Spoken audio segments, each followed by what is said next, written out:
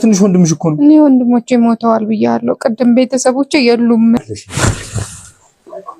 ብቻ ግን እንኳን በህይወት ኖረች ትልቁ ነገር ያ ነው። እንኳን በህይወት ኖረች፣ እንኳንም አልገደላት፣ እንኳንም እጁን አላነሳባት፣ እንኳንም የሌላ ሰው እጅ በሷ ላይ እንዲነሳ ለሞት አላደረገ፣ እንኳን በህይወት ኖረች። ማን አይነሳ? እኛ ወንድሞችሽ አለን፣ እህትሽ አለች። የሆነ ነገሩ አባቴን ይመስላል። የሆነ ነገሩ ያፍንጫ ባይኑ። አዎ ወንድምሽ እኮ ነኝ። ጉድ ይበል። አዎ ያንቺ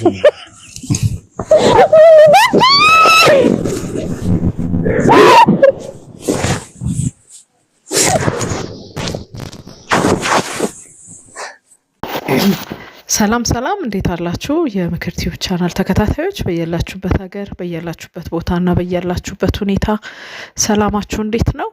እግዚአብሔር ይመስገን እኔ ሰላም ነኝ። እንግዲህ የያዘኝ ጉንፋን ትንሽ ለመልቀቅ አንገራግረዋልና እስኪ ለቀኝ ድረስ እንግዲህ በተነፋነፈ ድምጽ ነው የማወራላችሁ።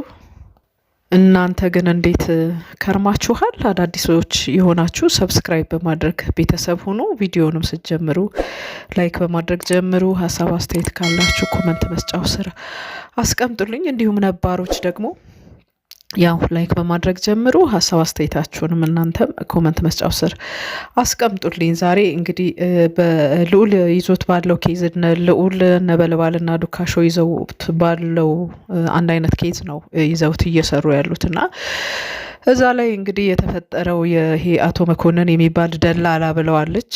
አቶ መኮንን የሚባለው ደላላ ነፍስንም የሚደልል ደላላ ነው። እንደዚህ አይነት ሰው በህይወት ዘመን ብቻ ግን አይግጠም ነው የሚባለው። እግዚአብሔር ከእንደዚህ አይነት ነገር ከእንደዚህ አይነት ሰው ይሰውራችሁ፣ ይሰውረን ሁላችንንም፣ ወንዶችንም ሴቶችንም። እውነት በጣም ከባድ ነገር ነው። እንግዲህ ትዕግስት ያሳለፈችው መከራ ቀላል መከራ አይደለም። እንደሰማናት ማንነቷን ረስታለች።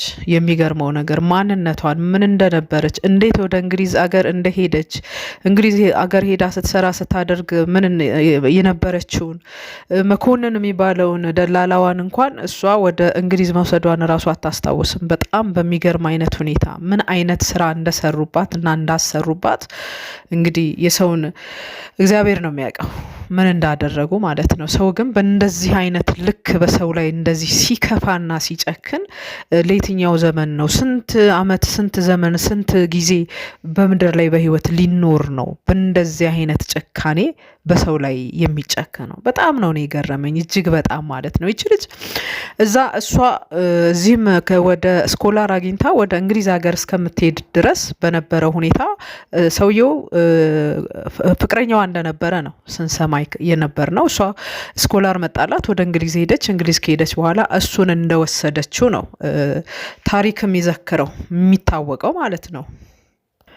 ያው እንግዲህ እሱ እዛ ከሄደ በኋላ ልጅቷ ግብረሰናይ ድርጅቶችን የማቋቋም አገር ውስጥ ችግረኛ የሆኑ ሰዎችን የሚረዳ ድርጅትን ለመክፈት ወይም ደግሞ በእንደዚህ አይነት ዘርፍ ለመንቀሳቀስ ያው ጥረት ስታደርግ እንደነበረ ነው የሚታወቀው ከሱ ጋር በነበረችበት ጊዜ። በኋላ ግን ያው ሀሳቡንም ነገሩንም ጠቅልሎ እሷንም ጠቅልሎ እንደማትሆን አድርጎ ጥሎና ወርውሮ ማለት ነው ሰውየው በራሱ ድርጅቱን ተቆጣጥሮ ያው ድርጅቱ ላይ ምን አይነት ስራ እየሰራ ስቲል እንደነበረ ከነ ልዑል ጋር እንግዲህ እስኪገናኙ ድረስ ከነ ነበልባል ጋር የሰማነው ነገር ነው።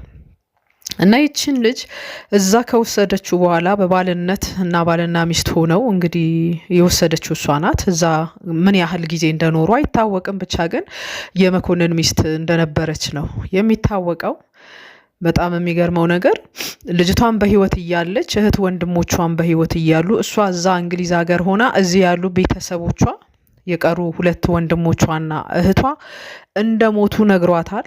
እሷም ያው ሞተዋል፣ በቃ በሞተዋል ነው። ከዚህ እያለች ከዚህ በፊት እናትና አባቷ እንደሞቱ ታውቃለች። የቀሩትም እህት ወንድሞቿ ተራ በተራ ሞቱ ብሎ ነው የነገራት።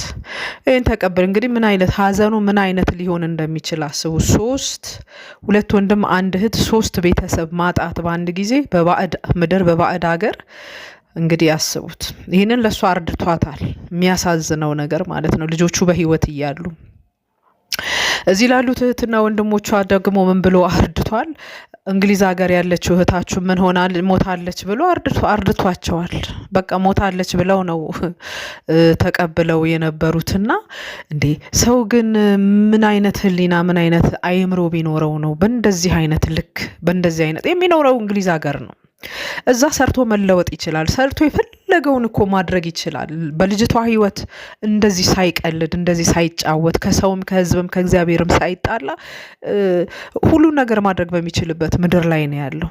ግን ሰው በእንደዚህ ልክ ያውም ሚስት አድርጋ ባል አድርጋ በወሰደችው ልጅ ላይ በእንደዚህ አይነት ጭካኔ ልጅቷ ህሊናዋን ራሷን እስክትረሳ በቃ ራሷን ስለ ራሷ ምንም የምታውቀው ነገር እስከማይኖር ድረስ እንደዚህ አደንዝዞ እንግዲህ አይታችኋል። ከልዑል ጋር ተገናኝተው ሲያወሩ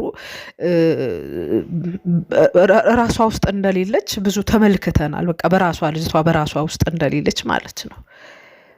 ግን በመካከል የሆነ እንደ ቁጭት አይነት ነገር ከውስጧ ግንፍል ብሎ ሲወጣ ደግሞ እንመለከታለን።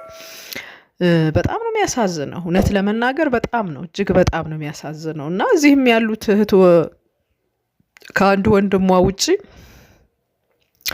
አንድ እህትና አንድ ወንድም እሷ በቃ በህይወት እንደሌለች ነው የሚያውቁት። አንድ ወንድሟ ግን ያውቃል፣ በህይወት መኖሯን ያውቃል። እዚህም አቶ ያደላላው መኮንን የሚባለው ሰውዬ ወደ ኢትዮጵያ ከላካት በኋላ የእሱ እህት ቤት በነበረች ጊዜ ሁሉ ትልቅ ወንድማቸው አይቷታል። ከዛ በኋላ እንግዲህ የዚህ በድርጅት የ666 ስራቸውን የሚሰሩበትን ድርጅት ሁሉ በውክልና ተቀብሎ ሲያስተዳደር የነበረው የእሷ ታናሽ ወንድም የነበረው ወንድሟ ነው። እሱ በመከራ ውስጥ በስቃይ ውስጥና በእንደዚህ አይነት ሁኔታ ግን በህይወት እንዳለች ያውቃል። ለአንድ ወንድሙና ለእህቱ ግን አልነገራቸውም። እነዛኛዎቹ የሚያውቁት እህታቸው ትዕግስት የምትባል ሞታ እዛ እንግሊዝ ሀገር መቀበሯን ነው። በቃ ይህንን ነው የሚያውቁት። ይሄኛው አንደኛው ወንድም ግን ያውቃል። ይህንን እያወቀ ከአቶ መኮንን ጋር ግን እጅና ጓንት ሆኖ ይሰራ ነበረ። ከአቶ መኮንን እህት ከአቤል እናት ላይ የድርጅቱን ውክልና ሁሉ ወስዶ ድርጅቱን ሲያስወጣ፣ ሲያስገባ፣ ሲያስመርቅ፣ ሲፈታ፣ ሲያስር የነበረው እሱ ነበረ። ሰው እንዴት ነው በገዛ እህቱ ላይ ግን በእንደዚህ ልክ የሚጨክነው? በጣም እኮ ነው የሚገርመኝ። በገዛ እህቱ ባሳደገችው እህቱ በምትረዳው እህቱ ላይ በእንደዚህ ልክ በቤተሰብ ላይ እንዴት ነው የሚቀለደው? አቶ መኮንን እሺ ባዳ ነው መቼም ባዳ ስለሆነ ነው ይህን ያህል ስራ የሰራው። ግን እሱ በገዛ እህቱም ላይ ደግሞ የሰራውን ሸፍጥ ተመልክተናል። ሰውየው ፍጹም ወገንተኝነቱ ከሌላኛው ዓለምና ከሌላ መንፈስ ጋር እንደሆነ ከስራው ማረጋገጥ ይቻላል። እንደው በጣም ነው የሚገርመውና በእንደዚህ አይነት ሁኔታ የነበረች ሰው ናት። በቃ እኔ ዘመድ የለኝም፣ እህት የለኝም፣ ቤተሰብ የለኝም፣ ወንድም የለኝም፣ ማንንም እያመጣህ ወንድሞችሽ ቤተሰቦች አትበለኝ ያለች ስትቆጣ ነበር። መጨረሻ ላይ ግን ከእህቷም አንድ ወንድሟን ትንሽ ወንድሟን በመከራ ትንሽ አባቴን ይመስላል ምናምን ብላ ካለች በኋላ ግን በቃ የሆነ ቤተሰባዊነት እንደተሰማትና በቃ ወንድም ለካ አለኝ ቤተሰብ አለኝ ለካ ወደሚለው ነገር ስትመጣ ደግሞ ተመልክተናታል። መቼም በእርግጠኝነት እግዚአብሔር ከዚህ ሁሉ ነገር ውስጥ አውጥቶ ነፃ ያደርጋትና ያለፈውንም ያሁኑንም የወደፊቱንም ነገሯን አይታ እንደምትስተካከል ምንም ጥርጥር የለንም፣ ምንም አንጠራጠርም በዚህ ማለት ነውና ብቻ ግን እንኳን በህይወት ኖረች ትልቁ ነገር ያ ነው።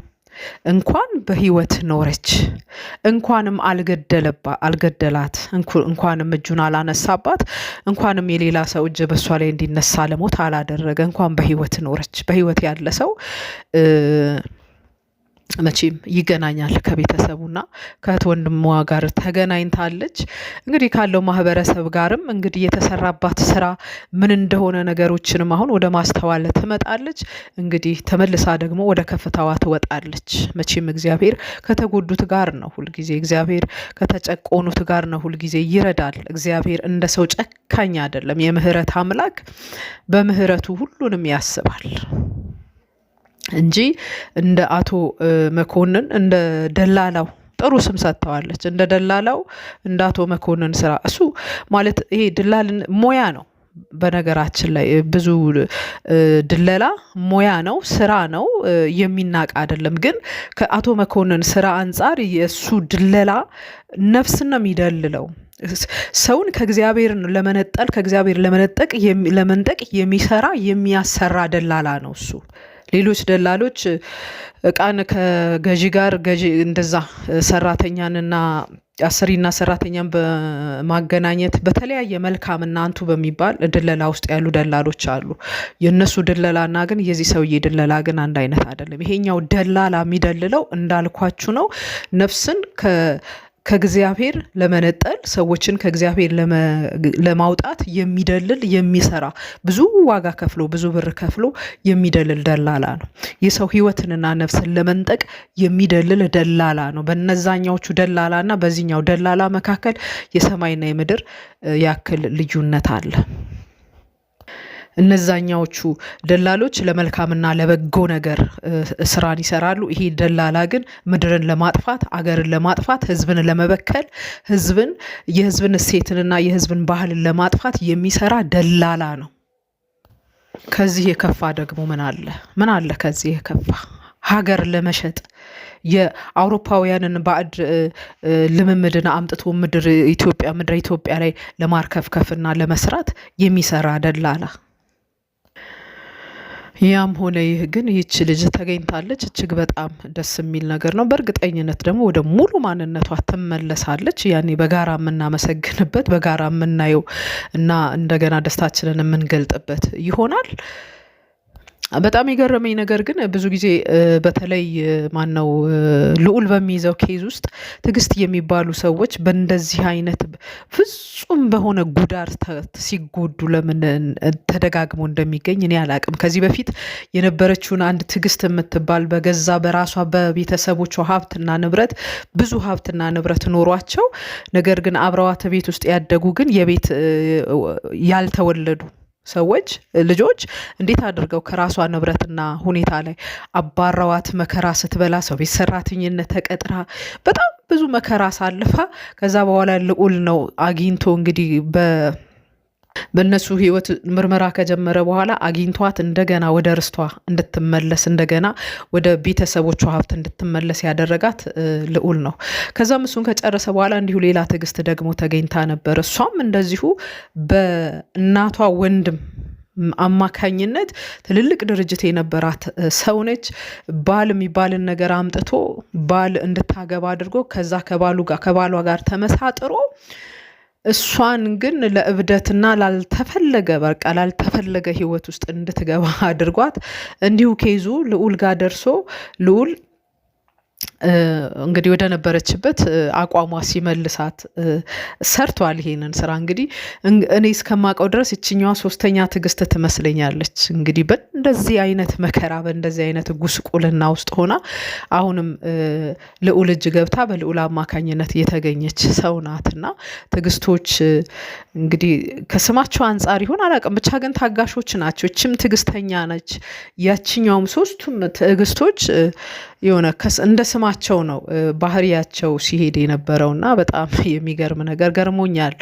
እንግዲህ እኔ በማውቀው ታሪኩ ራሱ 3 ትዕግስቶች በጣም ኃይለኛ የሆነ መከራ ደርሶባቸው ልዑል የደረሰላቸው ትዕግስቶች ናቸውና እግዚአብሔር ይመስገን። እንደነዚህ አይነት ልጆችም ደግሞ በምድሪቱ ላይ መገኘታቸው እጅግ በጣም ትልቅ ነገር ነው። እውነቴን ነው፣ ትልቅ ነገር ነው። ከዚህ በፊት ሰምተነው የማናቀው ነው። እንደዚህ አይነት ስራ ሲሰራና ወንጀለኞች በዚህ ልክ እየተፈለፈሉ እየተለቀሙ ሲወጡ ሰምተን አናቅም። እንግዲህ አሁን እነ ልዑልና ከነሱ ጋር አብረው የሚሰሩ እንደነሱ አይነት ስራ የሚሰሩ ልጆች ከመጡ በኋላ እንግዲህ እኛም ያለንበት ሁኔታ ምን አይነት እንደሆነ ህዝባችን ምን አይነት እንደሆነ በመካከላችን በአካባቢያችን ምን አይነት ስራ እየተሰራ እንዳለ መመልከትና ማየት ሆኖልናል።